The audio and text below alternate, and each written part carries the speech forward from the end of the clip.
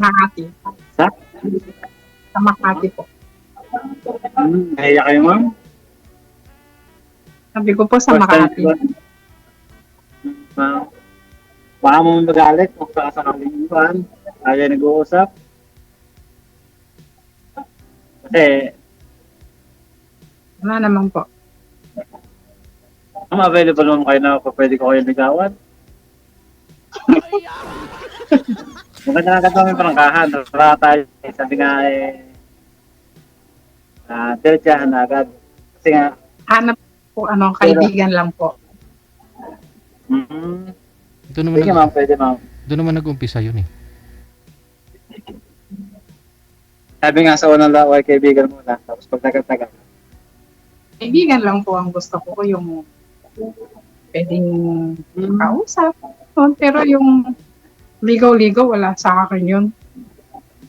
Wala naman. Pero- Hindi pa sa akin ma'am sa ganun. Pero available kayo, ma'am. Available po kayo. Dalaga ka.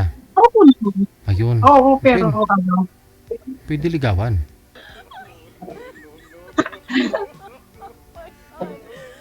lang po talaga, friend lang. Okay, friend. Sir, Friend muna, Friend lang po tapos talaga, ma'am. friend muna, tapos shoota na kagad ah. Wala nang ligaw, sir, ganun. Pwede naman sir na ako. Ligaw-ligaw muna. Sabi nga hindi kasi makukuha isang dalaga kung hindi natin liligawan. Ayaw nga ni ma'am magpaligaw eh. Gusto niya friend. Tapos kung magkakagustuhan kayo, edi shoota na. Okay lang sir yun. Wala namang problema sa akin na DJ na kahit friends kami, okay lang. Kasi maganda kasi yung may kakwentuhan. Hmm. Actually, Sir DJ, gusto ko mga taga-ibang bansa. Ay, Yun ang tawag, video ganon. saan pong bansang gusto niyo pong makausap? Kahit saan, basta OFW. Yung pwedeng, makatulong ganon. Pero hindi naman yung ipapakonsider ko lahat sa kanya. Hindi naman. So, Makakatulong. siguro kuya friend lang. Ang Ilang gusto taon ka na Okay kuya? lang. ang gusto niyo po ma'am, ibang bansa na maging asawa mo o manliligaw mo ganon. Oo, pwedeng ganun. Kasi sabi mo, pwedeng mamili. Sabi kasi ni Ma'am, pwedeng mamili pag hindi gusto mo yung Oo. kausap, mamili, di ba? Oo po. So, kuya, So hindi pumasa. So sa mga ilang Okay lang. basta OFW lang Wala ma'am. namang problema sa akin. sorry kuya ha. Wala namang problema ma'am, sa akin. Ako pa ma'am. Sabi nga, makasakali lang naman ako pwede manligaw. So, actually, wala namang problema sa'yo, kuya. Sa akin siguro may problema kasi namimili ako. Choosy ako eh. Charot. Natural ho yan na Wala pag namang problema ma'am. Sabi nga, mas maganda. Maraming. natural ho yan, kailangan mo talaga mamili, maging pihikan ka pagdating sa pag-aasawa. No? Sorry, Sir Gigi. Sorry. Oo. Pero at least friend mo pa naman si Sir. Oo, pwede ko friend. Hindi ko siyang maging kaibigan po, sir. Pero okay lang po sa Sige, inyo. ma'am. Kunyari dito po sa Pilipinas, pero kasing yaman ni Ramon Ang, pwede po ba yun, ma'am? Kasi yaman, di pa ako mayaman. Hindi po. Ibig ko sabihin, Hindi ba? hindi naman lahat kasi nang nasa abroad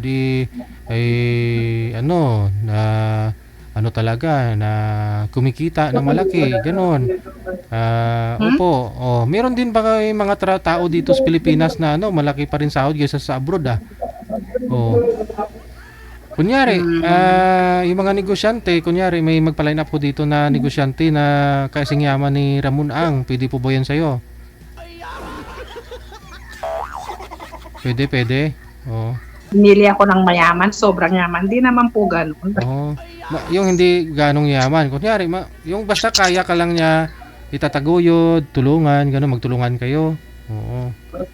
Ay, by the way, sir, ano po ang trabaho mo, sir? Ano po ang trabaho nyo? Sir. Opo. Sa Compo Wilder.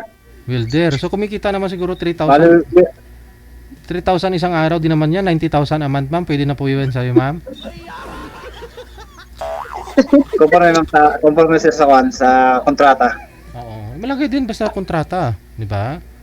Oo. Makikitaan dyan. Nandito po ng 30 o hanggang 50. Oo, yun. Hindi na mas okay na ho yan kaysa sa ibang bansa na nagtatrabaho sa OFW.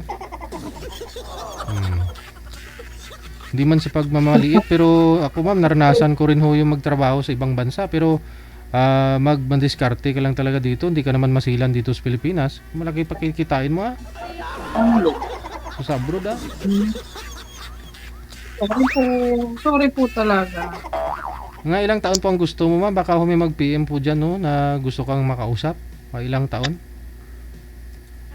Mas matanda sa akin, syempre. Mga line 50, gano'n. 50. Okay. Ayun. 50. Sir? Niwang pa, DJ. Wala na. Umalis na, sir. Oo. Ayaw nyo pa rin ho ma'am kahit na kumikita si sir ng 30 pinakababa, 50 pinakamataas. Ayaw nyo pa rin. Kunyari, magkatuluyan kayong dalawa. Eh, siyempre, kung may mga pinpaaral ka, tutulungan ka pa rin sa papaaral. Actually, may pinapaaral talaga ako, sir. Pero, hindi ko siya bet eh. Kasi, ex nyo po ba yun? Kilala nyo pa ba yun? Ha? Sa physical po ma'am, ano pong gusto mo sa isang lalaki? Kunyari sa looks niya, anong gusto mo? Mga matatangkad, maputi, Hindi naman maputi, hindi rin naman maitim. Kasi, hindi ko naman sinasabing, yun. Basta, sir, yung parang may dating, macho, okay. ganon. Yung may balbo, yung may bigote, gusto ko ganon. Okay. Pero hindi naman bumbak na. Ayoko nun pumunta. Ayoko may mga ibang lahi na mga ganon. Arabo? Yung Pilipino rin, siyempre. Okay. Okay. Kahit nasa Pilipinas man, basta may stable na trabaho siguro, kaya ho niyang pantayan yung kinikita ng isang OFW, pwede na rin ho yan sa'yo ma'am. Kunyari may magpa-line up po dito. Oo. Magustuhan ko po, bakit hindi, di ba? Okay. Kaso hindi ko po talaga bet yung kanina. Sorry, namimili ako eh. Kailangan mo talaga mamili. At least kinausap mo pa rin, no? Isa naman yung iba dito, binababaan lang talaga yung kausap eh. Kung makita, ayaw na. Hindi mo lang kinakausap. Pero ikaw, siyang bumaba sa'yo, no? At least prangka ka. No? Sinabi ko naman po, friend kami. Opo, oo. Doon naman nag-uumpisa yon sa friend. Oo.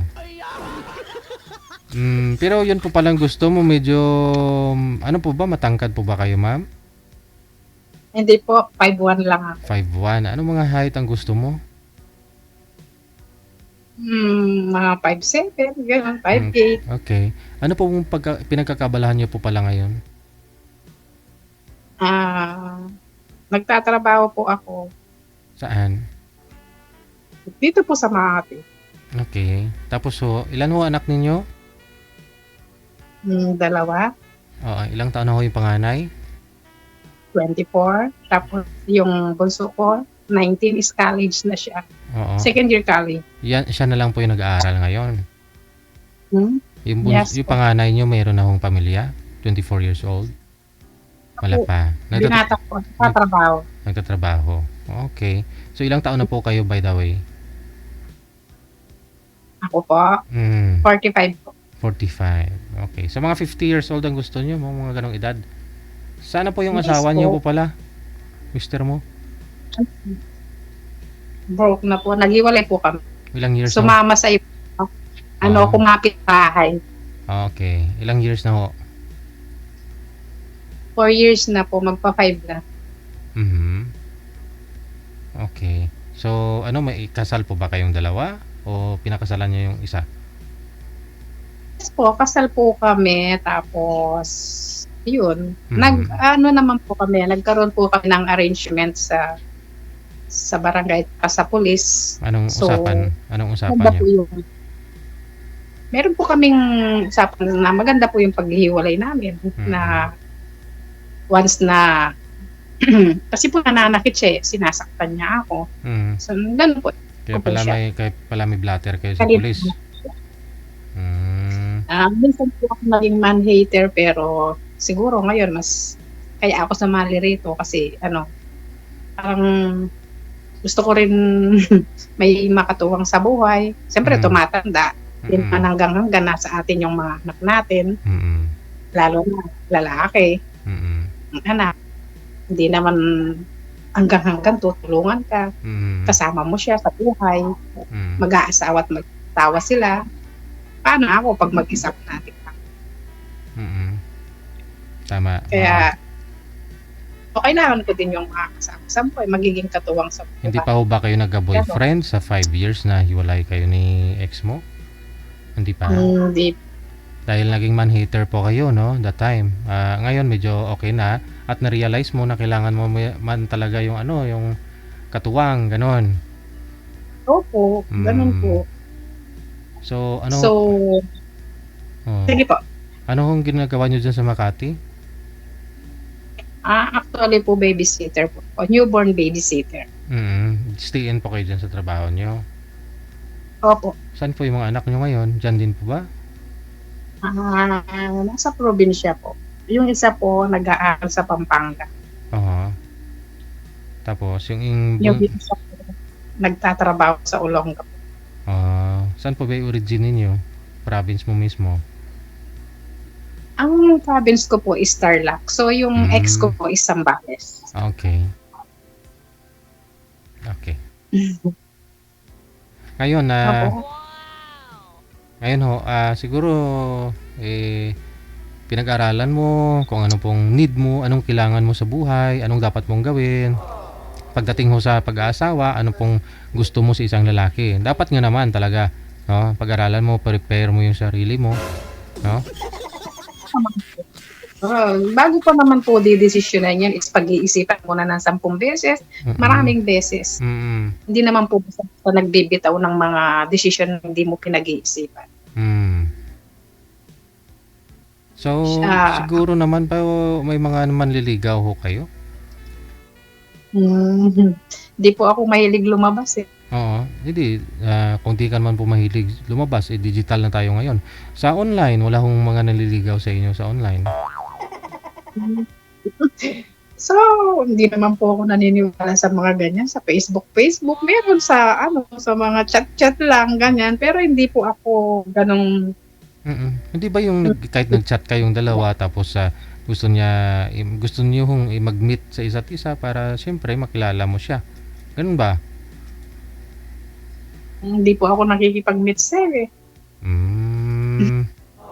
So, ayoko pong maisahan ako. Mahirap na. Nasa sayo naman ho yan. Hindi naman po pwedeng may buka yan kung ayaw mo. O diba? O nga, ba't takot ka maisahan? Gagawin mo dyan, wala mo yung limitasyon mo kasi aware ka na sa mga posibleng mangyari, di ba? O, tulad doon yan. Oo. Kaya sir, sabi ko, pag-iisipan mo na maraming beses, bago pumasok bago pasukan. Pumasok. Hindi mo naman alam mo mangyayari. Mas prefer. Gusto niyo po talaga yung yung nasa abroad para at least malayo, no? Ganon. Okay na yung ganon. Para may makakausap ka, mag-uusap kayo palagi, makilala nyo ang isa't isa. At kasi kung nasa ibang bansa, sir eh. Pag nasa ibang bansa siya at talagang doon mo makikita kasi sa isang tao kung nasa ibang bansa siya kung talagang seryoso sa side. Nagawa siya ng paraan para sa ikabubuti o sa kay kagagandang relasyon, ganun. Diba, sir? Tama ba mali? Depende siguro sa tao. Yun nga po kasi marami na rin po dito mga nag-join. Meron din po dito mga sumasali na yung girl nasa abroad, yung boy dito sa Pilipinas. 3 years sila nagkaka-LDR. Tapos nung umuwi yung girl, magpakasal sila. After nila magpakasal, akala ba naman kilala na ng lubos. Bumalik lang ho sa abroad yung girl, yung lalaki nangapit bahay na. Akala niya walang bisyo, walang ganyan kasi siyempre malayo naman sila. Naniwala, no? Pagdating ho dito lagi ho daw lasing. Mula ho nung bago po siya bumalik sa abroad. Lasing, hinatid sa airport, lasing. Oh. Sir Kaya- DJ, pwede pong request. Ano po yung request mo? Pwede pong buksan yung camera mo, sir. Pwede bang love song ko, ganun? Akala ko ba naman kung ano yung gusto mo buksan ko? Hindi pwedeng buksan kasi baka makita mo. Dito lang ho ako. Ayun, sir naman, Sir DJ, pag hindi kita nakikita, kinakausap mo ako para akong nangangapa sa dilim. Sanay ka na ho mag-isa, di ba? Okay lang ho yan. Ako nga minsan, sarili ko nga lang kinakausap ko. At least ikaw, kausap mo pa ako. Naghahanap po ako, naghihintay po ako ng mga kausap mo. Kasi, manager, abiso na lang pag may mag-chat ho dyan na gustong kausapin ho ito si mama. Meron po nagpa-line up, pero 62, pero US naman po ito, ma'am. Okay lang po sa'yo, ma'am? US, pero Pinoy. Pinoy siya. 62. Mali, Oh? 62 years old na. Bali, pang-apat ka ng asawa pag sakali. Divorce Okay lang naman. Baka i-divorce din ako as soon as Sa pag-uusap ninyo yan, di ba? Kung deserve ka naman ho para sa kanya. O baka magkasundo kayong dalawa, hindi hantong sa divorce, ah? Oo. Hindi niya ako makasuwan, sir. Pangit ako. Ikaw kasi mahilig ka mag-ano Hindi mo masasabi yan kung pangit ko, hindi. Sa mata ng tao yan, sa paningin ng tao yan. Iba't ibang klase na may paningin natin Tulad ho kanina, tingin mo dun kay sir, walang spark, ganun, hindi siya pumasa sa yung looks aminin mo sa hindi. Pero siyempre binasihan mo yung mukha kasi walang spark talaga. Kumbaga, yun nga yung gusto mo, may balbas konti, no? May mga babae kasing ayaw talaga nila na may biguti, ganyan, no? Pero ikaw gusto mo medyo may biguti, ganyan, okay. Yun bang lalaki Astig. tingnan ko, no? Astig, oo. Okay. Ayun si sir, may biguti kanina si sir. Hirap kasi maghanap. Rio, may biguti ba si Rio? Parang wala din, no? Wala din Kasi ako tulad ko, wala rin akong biguti. Araw-araw ako nag-aahit Ginagaya din ako ni Rio Yun Rio? Kilala niyo po si Rio, ma'am? Ano pa yung ibon?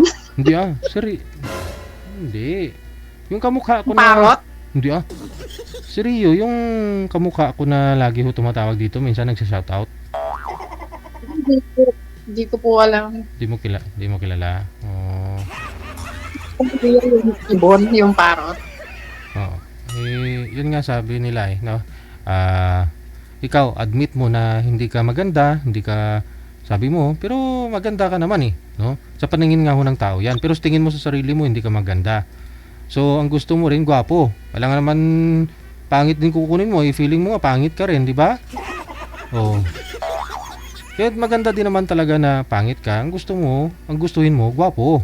Kasi kung pangit na ang gustuhin mo, di ba? Tapos yung anak ninyo, baka pagdating ng araw, kung pangit ka, tapos pangit din siya, tapos ang anak ninyo, ang sobrang ganda, hindi magtaka ka na kung sino tatay noon. Pero, okay na rin na at least, tatay niya, gwapo, ikaw, hindi naman maganda, kamo, sabi mo, yung anak ninyo, kung maging maganda o maging gwapo, sabihin talaga, tatay nagmana. Diba? Tama. Kasi kung hindi naman gwapo yung lalaki, tapos lulukuhin ka, masasaktan ka noon kasi naniniwala ka sa kasabihan na yung mga umibig ka ng pangit at ibigin mong tunay. Humanap ka ng pangit, ibigin mong tunay kasi yung mga gwapo manluluko. Diba? Pero yun ang naniniwala ka doon sa kasabihan na ganyan. Pero pag niloko ka ng naging asawa mo na hindi naman gwapo, masaktan ka talaga noon.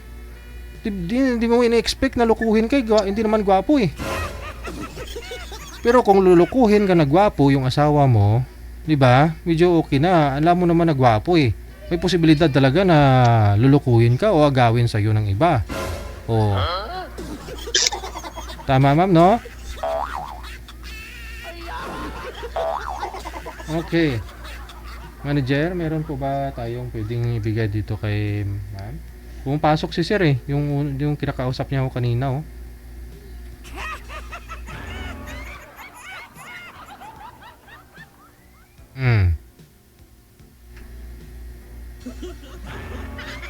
Standby ka lang po siguro, ma'am, ha?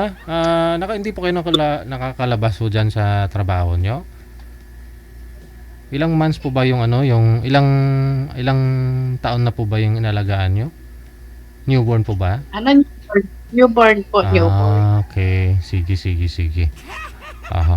Babalikan ho kita kung mayroon hong mag-PM dito mamaya, ma'am, ha? Yun po, mga edad 50 plus. Okay, sige. Standby po kayo sa linya. Bye.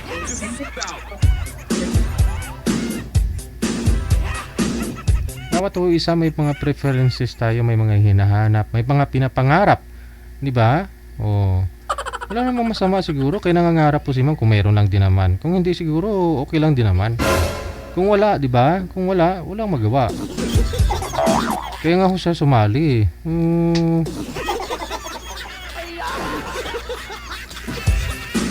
Maraming mga admirers si ma'am, maraming natuwa kay madam sa comment.